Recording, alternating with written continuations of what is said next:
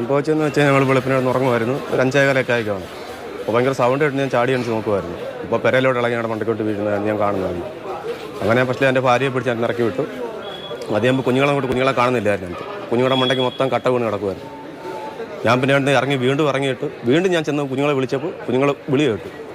അങ്ങനെ ഞാൻ കയറി ചെന്നു, കട്ട മൊത്തം ഇളക്കി മാറ്റി. അതിനകത്ത് കുഞ്ഞുങ്ങൾ ഈ ഫയർഫോഴ്സ് വരുന്നപ്പോഴായിട്ട് ഞാൻ അവരെ രക്ഷപ്പെടുത്തി.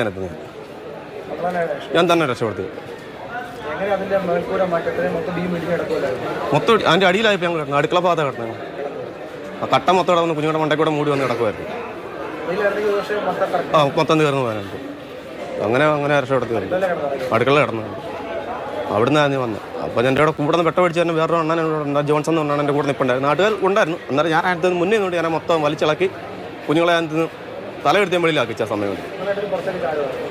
എന്തോ ഞാൻ ആദ്യം എൻ്റെ ഭാര്യയെ പിടിച്ച് അങ്ങ് ഇറക്കി. ഭാര്യയെ പിടിച്ചിറക്കിക്കൊണ്ട് പിന്നെ ഞാൻ കുഞ്ഞുങ്ങളെ നോക്കുമായിരുന്നു.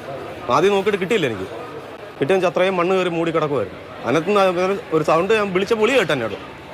അങ്ങനെ നോക്കി തലവഴുങ്ങി മുണ്ട് വിട്ട് കിടക്കുന്നു. പിന്നെ ഞാൻ ചാടി ചെന്നാൽ കട്ട മൊത്തം പറക്കി മാറ്റി. അല്ല അവിടെ വരാൻ സേഫ്റ്റി ആക്കി ആ സമയം തലയുടെ ഇത് മൊത്തം ഞാനങ്ങ് മാറ്റിയത്. അങ്ങനെ കുഞ്ഞുങ്ങളെ രക്ഷപ്പെടുത്തിയത്.